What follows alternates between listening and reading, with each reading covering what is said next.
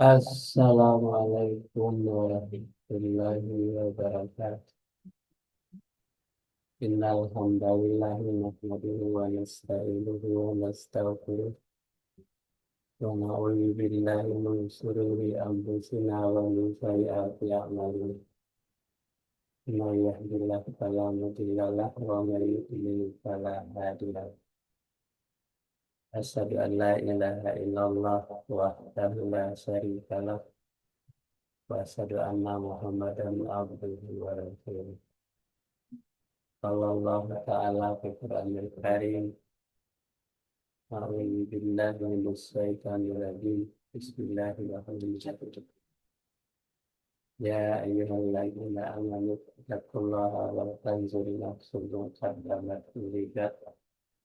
Wattaqullaha innallaha khabirun bima ta'malun. Sadaqallahu. Alhamdulillah kita akan kehadirat Allah Subhanahu wa taala.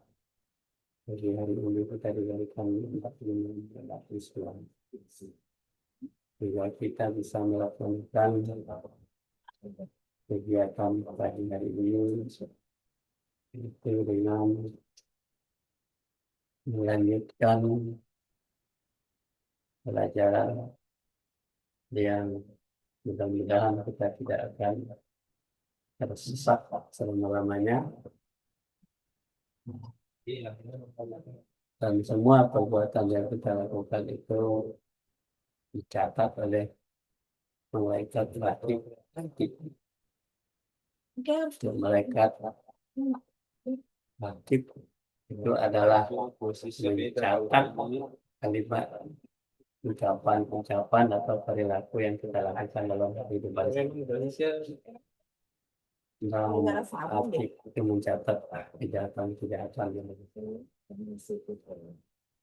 dan untuk kita kajian ini tak lain adalah bersandar kepada kitabullah dan sunnah Rasul. Dan kita tidak bisa melepaskan diri dari itu agar kita selalu memperbaiki diri kita.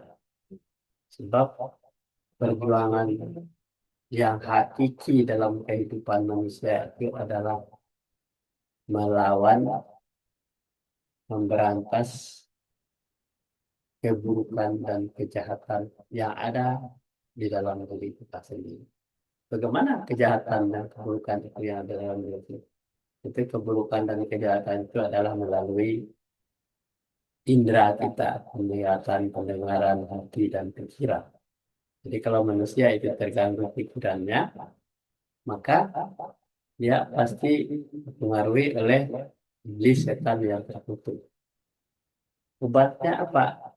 Mengucapkan kalimat tauhid la ilaha illallah Muhammad Rasulullah. Raya mengucapkan kalimat la ilaha illallah Muhammad Rasulullah haram baginya untuk masuk neraka dan mudah baginya untuk masuk surga. Jadi surga itu bukan sesuatu hal yang mudah untuk didapat, tetapi surga itu penuh dengan perjuangan. Nah, jadi oleh sebab itu Nabi Muhammad SAW menyampaikan yang sangat menggoncangkan dunia. Nabi kenapa dia menangis? Dia menangis bukan karena masalah cinta dunia, tapi dia menangis bagaimana nanti di akhirat. Kalau semua manusia itu sudah habis, sudah masuk, sudah habis kontraknya di dunia, di akhirat bagaimana amalannya? Apakah dia akan masuk neraka atau surga? Jadi kata Nabi, umati, umat, umatku, umat. Kenapa dia sudah jauh dari Nabi Muhammad Sallallahu Alaihi Wasallam? Jadi oleh sebab itu kita memupuk diri kita, memupuk keluarga kita dengan iman dan takwa kepada Allah. Salah satu guru kita yang terbesar bukan manusia, bukan ustadz, bukan kiai, tetapi guru kita adalah kitabullah dan sunnah Rasul. Terus dibaca tuh, lanjut.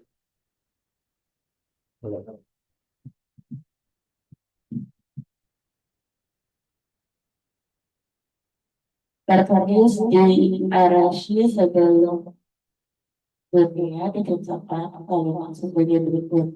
Sesungguhnya aku adalah pengampun bagi setiap orang bertobat, beriman dan berdamai, Ya, amal soleh. beramal soleh. Kemudian Kemudian dia meminta tujuh perintah tentang sedekah sesuai dengan hadis berikut. Tiap orang berada dalam naungan sedekahnya hari di hari kiamat, sehingga manusia menerima ketetapan masuk neraka atau surga. Sesuai dengan hadis yang lain berbunyi sebagai berikut. dari kata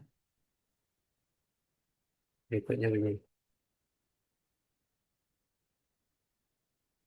Ah, Abu Bakar Siddiq radhiyallahu anhu mengatakan bahwa kegelapan ada lima dan lampunya pun ada lima.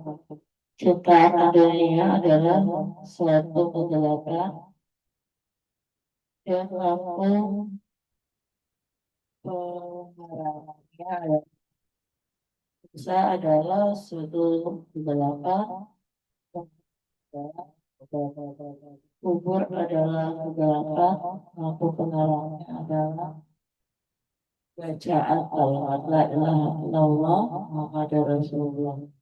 Akhirat adalah kegelapan, lampu penerangnya adalah amal soleh. Syirat al-mustaqim adalah suatu kegelapan, lampu penerangannya adalah keyakinan.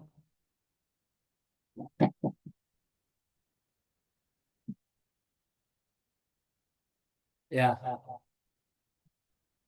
tidaklah seorang hamba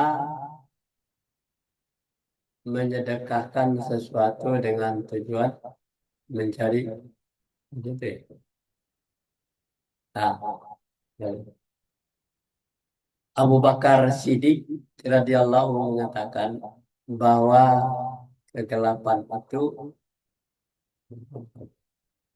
betul. Ya, ini lah. Tidak seorang hamba menyedekahkan sesuatu dengan tujuan mencari keridhaan Allah kecuali Allah berkata di hari kiamat sebagai berikut. Hai hambaku, engkau mengharap padaku keridaanku. Dengan sedekah kamu, maka hari itu aku tidak akan menghinakan kamu.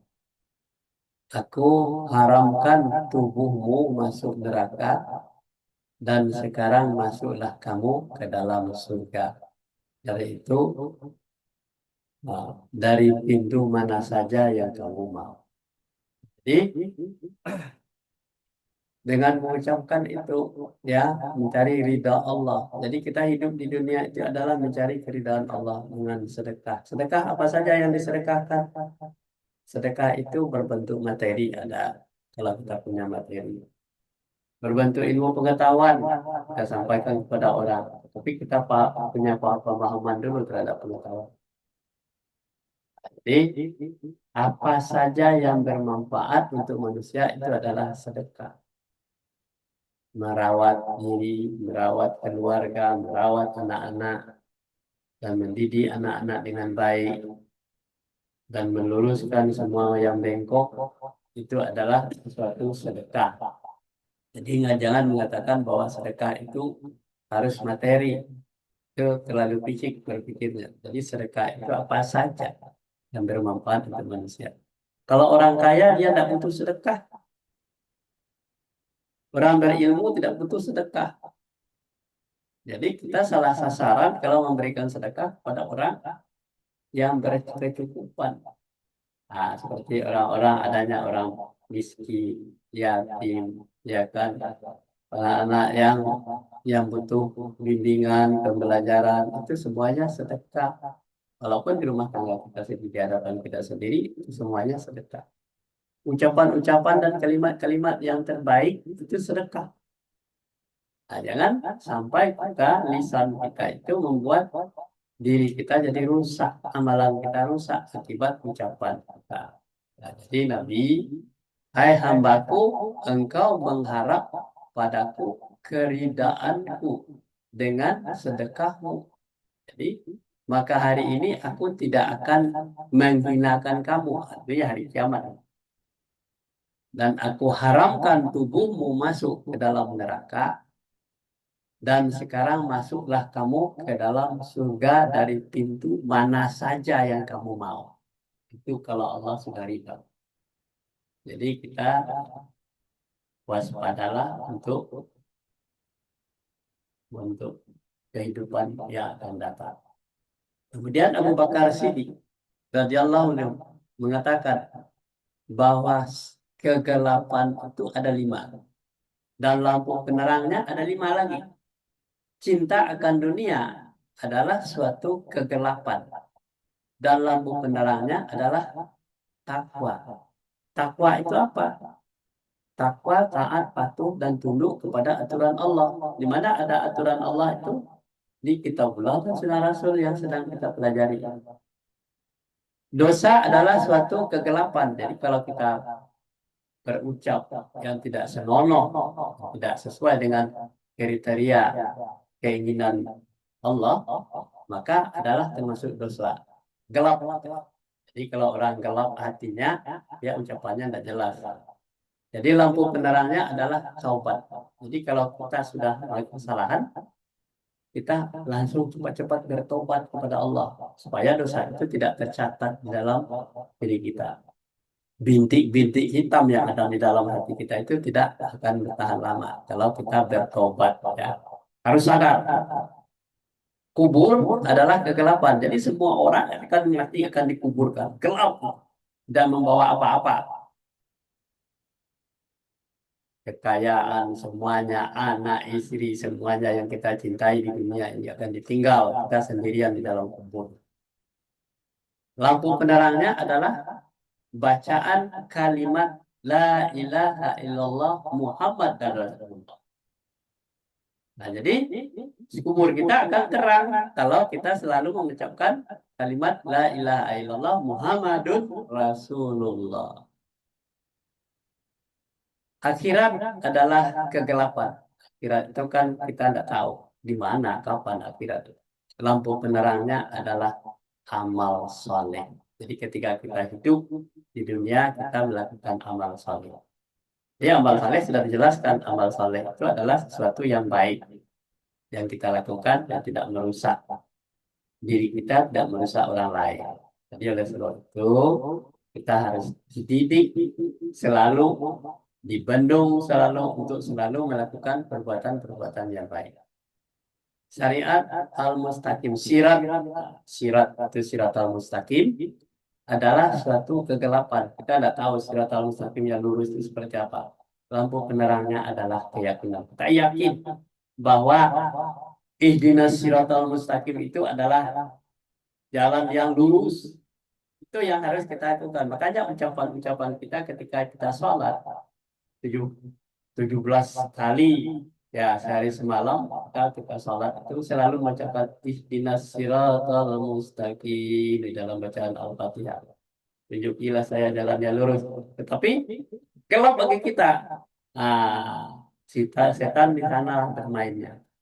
Kalau kita sudah gelap, sudah terlalu sakit itu, lampu penerangnya adalah yakin. Kita yakin pada nanti suatu masa yang kita sudah akan dibangkitkan kali kita akan meniti jalan Siratal Mustaqim. Lanjut.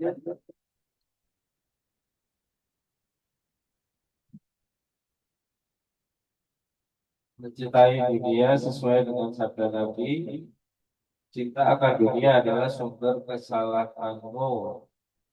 Ahmad al-Baihaqi.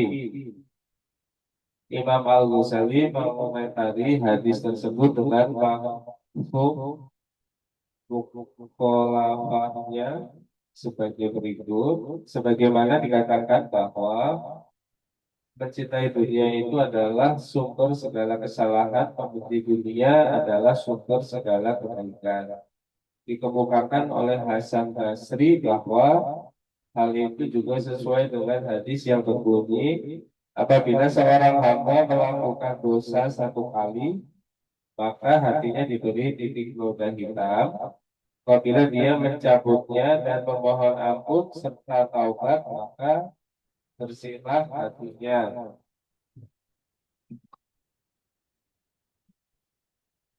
Jadi mencintai dunia sesuai dengan sabda Nabi.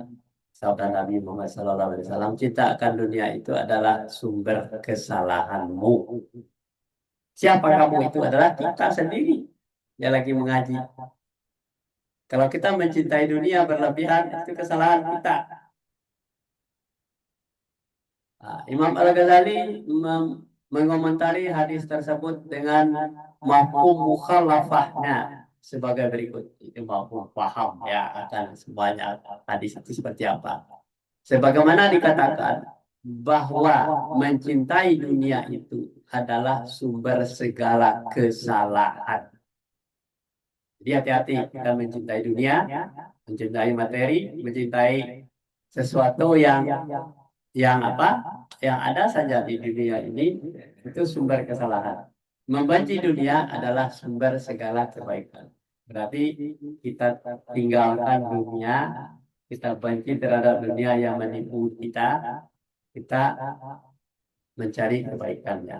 Nah, jadi kita cintakan dunia yang kalau hati kita terlalu terapat, terkait, terikat dengan dunia, maka kita tinggalkan. Nah, jadi maka bencilah dunia itu. Nah, itu sumber kebaikan.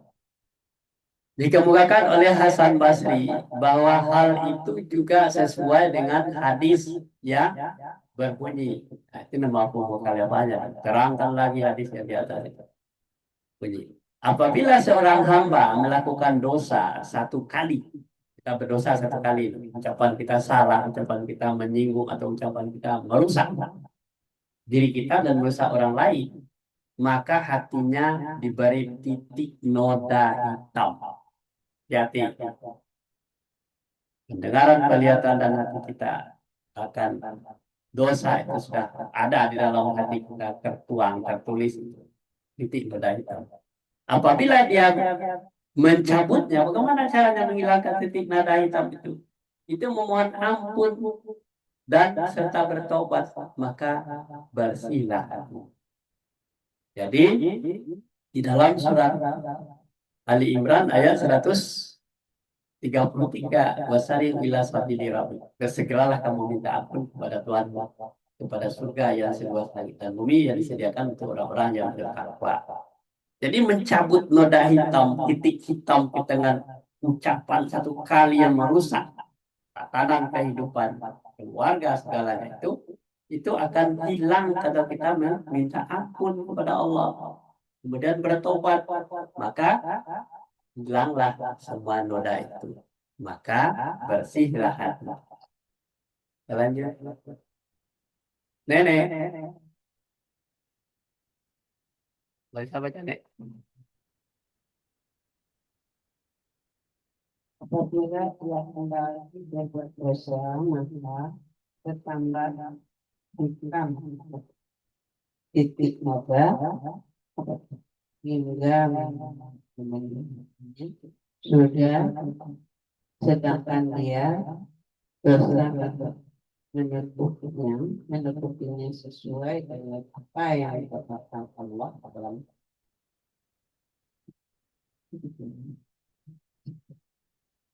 sekali-sekali tidak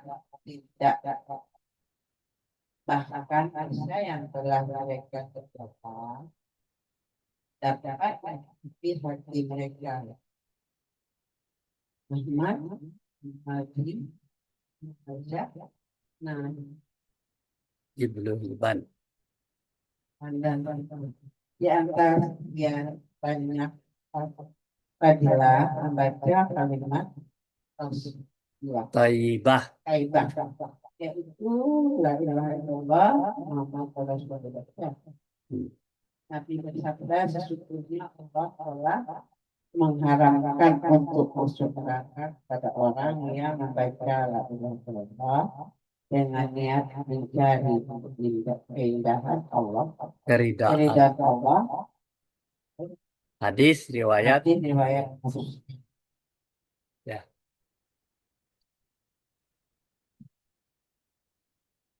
Apabila dia kembali berbuat dosa. Tadi dia berbuat dosa satu kali, ada titik noda hitam, kemudian dia bertobat. Kembali lagi, berbuat dosa lagi. Maka bertambahlah hitamnya titik noda tadi. Jadi, titik noda yang sudah dihapus tadi, tambah hitam dia. Tambah hitam dia. Kenapa? Satu kali dia bertobat. Hilang, hapus, bersih. Kemudian berbuat dosa lagi sudah itu. Maka nambah hitam dia. Bukan yang satu hilang dan tumbuh lagi, enggak, tambah hitam. Sehingga memenuhi hatinya. Hati-hati. Jadi dosa yang kedua adalah hitamnya waktu gede, besar. Nah, sedangkan doa menutupinya ya sesuai dengan apa yang dikatakan oleh Allah di dalam ayat. Ya. Sekali-kali tidak. Nah, sekali-kali tidak kata Allah. Bahkan dosa yang telah mereka kerjakan dapat menutupi hati mereka. Hadis riwayat Ahmad, Tirmizi, Ibnu Majah, Nasai dan Ibnu Hibban dan Hakim. Di antara sekian banyak fadilah membaca kalimat thayyibah, yaitu kalimat thayyibah, kalimat yang baik itu dengan lafaz la ilaha illallah. La ilaha illallah. Nabi bersabda, sesungguhnya Allah telah mengharamkan untuk masuk neraka kepada orang yang membaca la ilaha illallah dengan niat mencari keridaan Allah. Jadi ini yang harus menjadi kita yang mengucapkan selamat kalimat tauhid itu kalimat thayyibah, kalimat yang terbaik itu bacalah la ilaha illallah. Mudah-mudahan setan jauh dari kita ya. Kita lanjut. Ah, siapa baca ada kanan nanti pisau. Ya.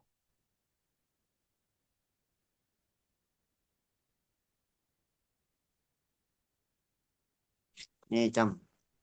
Baca, baca.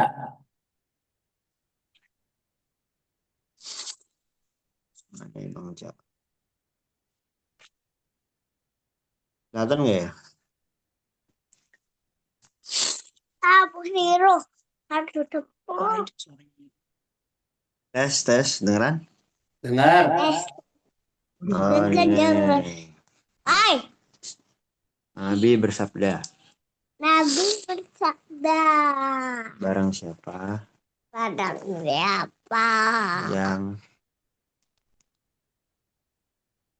Yang membaca Yes. membaca Membaca kalimat kalimat la ilaha illallah la ilaha illallah dengan dengan niat niat ikhlas, tentu ia tidak masuk surga. tentu ia masuk surga. Tentu ia Itu iya masuk surga. masuk surga. Lalu lalu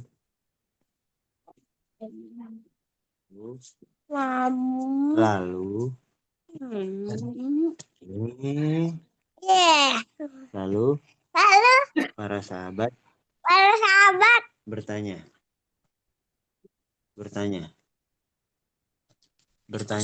Hah? bertanya, bertanya, wahai Rasulullah, apa? wahai Rasulullah, Wahai Rasulullah. Rasulullah. apa Keikhlasan. Rasulullah. Apa keikhlasan? Apa ikhlasan Bacaan bacaan tersebut. tersebut. Nabi Tapi bersabda.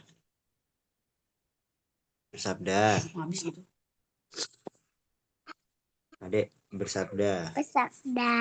Bacaan Ayo bacaan.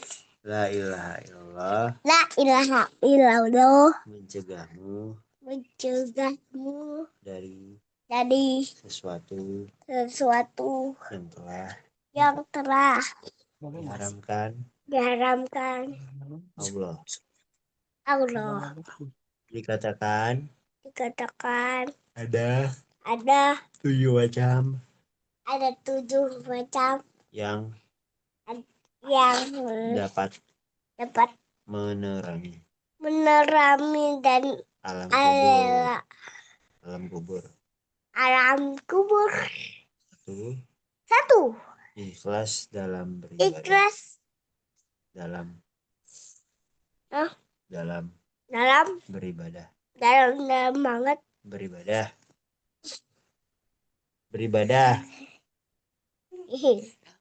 dalam beribadah. dalam beribadah Berbakti berbakti kepada pada ibu bapak ibu bapak dan Isya.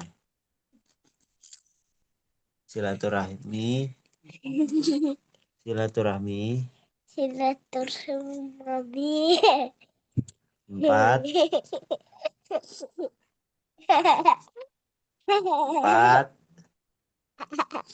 hei 4. tidak Tidak menyanyiakan menyanyikan menyanyiakan menyanyikan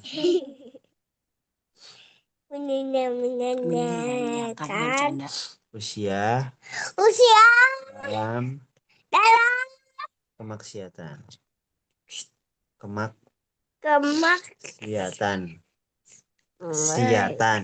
Siapkan 5 5. tidak mengikuti Oke. kehendak Kehendak hawa nafsu kawan hawa nafsu ada hawa nafsu kalas tadi bercandain kalas hawa nafsu hawa nafsu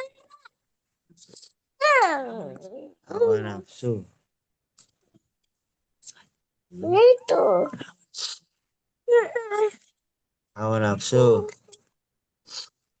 orang tuh 6 6 bersungguh-sungguh bersungguh-sungguh dalam taat. dalam tak 7 memperbanyak memperbanyak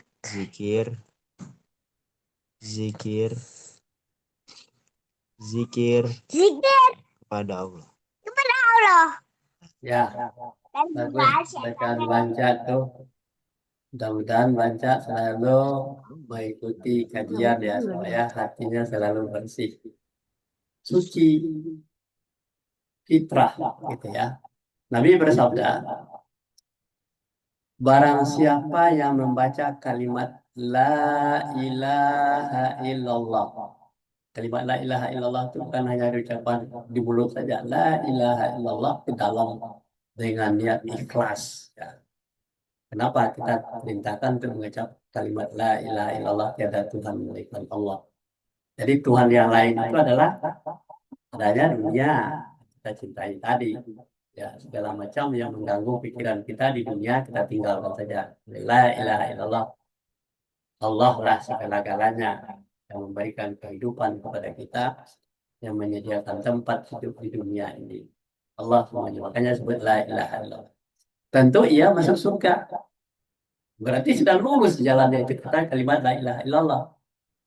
Lalu para sahabat bertanya, wahai Rasulullah, apa keikhlasan bacaan tersebut? Apa yang disebut dengan ikhlas seperti itu?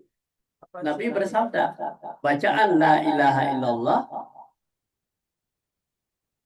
mencegahmu dari sesuatu yang telah diharamkan Allah. Jadi kalau kita ingat Allah, yaitu mengingat kepada Allah, tadi mencegah sesuatu yang diharamkan oleh Allah.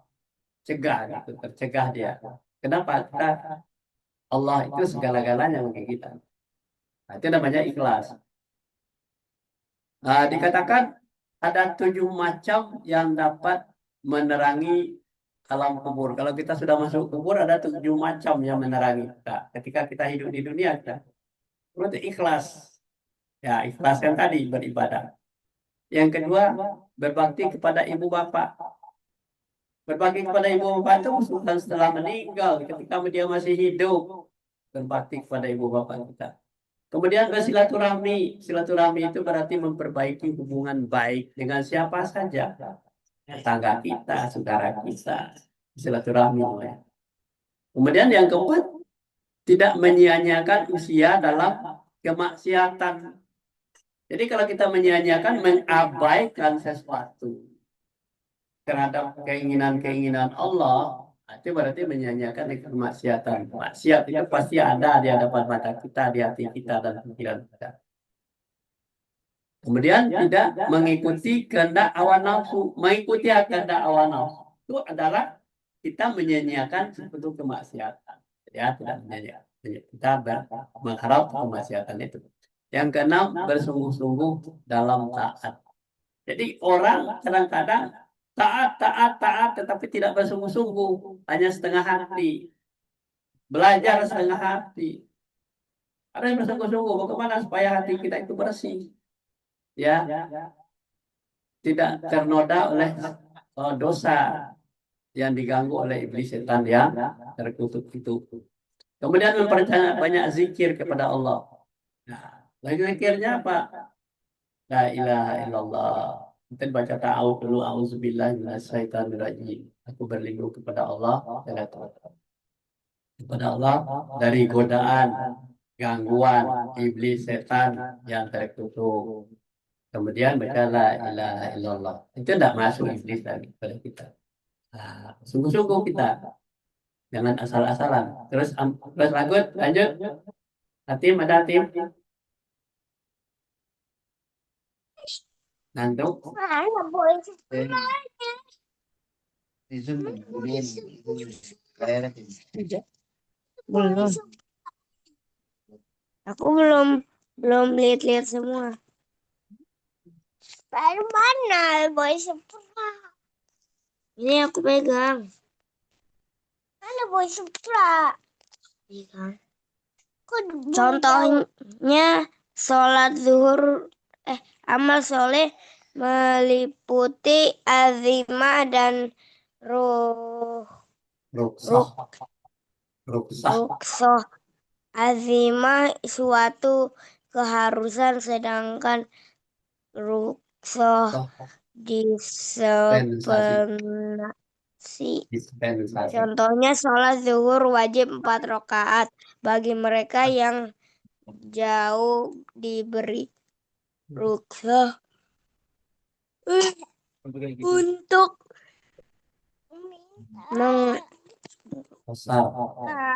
mengkosor asal sholat zuhur tersebut menjadi 2 rakaat, dan yang paling baik dalam sholat 4 rakaat dispensasi dari Allah. Hal ini didasarkan hadis Nabi SAW. Ya. Amal soleh meliputi azimah dan ruksah. Amal soleh namanya. Azimah satu keharusan. Sedangkan ruksah adalah dispensasi. Apa itu Contohnya yang keharusan itu ya. Contohnya sholat zuhur wajib 4 rakaat itu namanya keharusan, itu namanya azmah. Ya, 4 rakaat bagi mereka yang tidak berpergian. Nggak boleh sholat 2 rakaat kalau kita tidak berpergian. Harus 4 rakaat sholat zuhur itu. Itu bagi yang tidak berpergian. Tetapi bagi mereka yang dalam perjalanan jauh diberi rukhsah. Nah, rukhsah itu adalah dispensasi untuk mengkasar ya sholat zuhur tadi yang 4 rakaat tersebut tadi menjadi 2 rakaat. Dan yang paling baik dalam sholat, jadi jangan 4 rakaat lagi, kita perjalanan jauh kita 4 rakaat juga. Ya, 4 rakaat bagi mereka yang dalam bepergian jauh itu hanya 2 rakaat saja. Tadi mengambil rusak itu yaitu sholat 2 rakaat sebagai dispensasi dari Allah. Inilah yang didasarkan hadis Nabi Shallallahu Alaihi Wasallam. Jadi contohnya salat zuhur 4 rakaat diruksah, dikasar menjadi 2 rakaat. Ambil itu. Kenapa itu adalah suatu kebaikan. Jadi bagi orang yang dalam kota yang di rumah itu 4 rakaat tak boleh dikasar. Lanjut. Anak.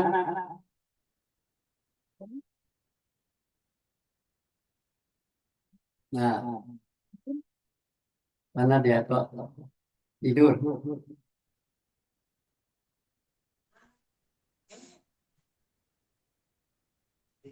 Sesungguhnya Allah mencintai orang yang melakukan dispensasi darinya sebagaimana Allah mencintai orang yang melaksanakan keharusannya, sebab Allah telah mudah elastis, yaitu agama Ibrahim alaihissalam.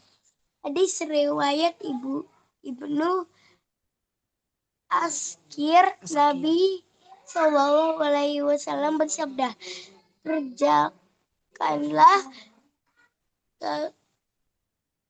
keharusan azimah, terimalah Baju tadi pakai baju pertamanya kamu suruh keringanan